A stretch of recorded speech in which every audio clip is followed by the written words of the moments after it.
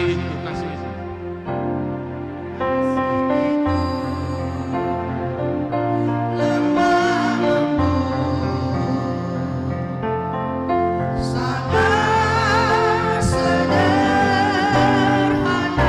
Inilah jalan lain yang dimaksud.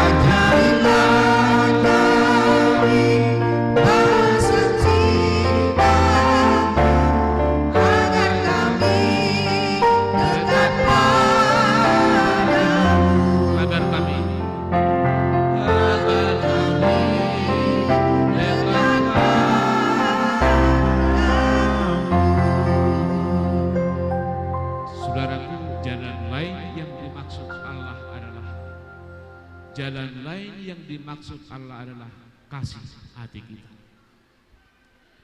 Dunia ini akan berubah. Dunia ini tidak akan diciptakan lagi dunia yang baru. Bumi ini sudah sekali diciptakan. Tapi apa yang mengubah dunia ini supaya menjadi nyaman dan tentram, dan kita bisa nyaman di dalamnya? Hanya hati kita.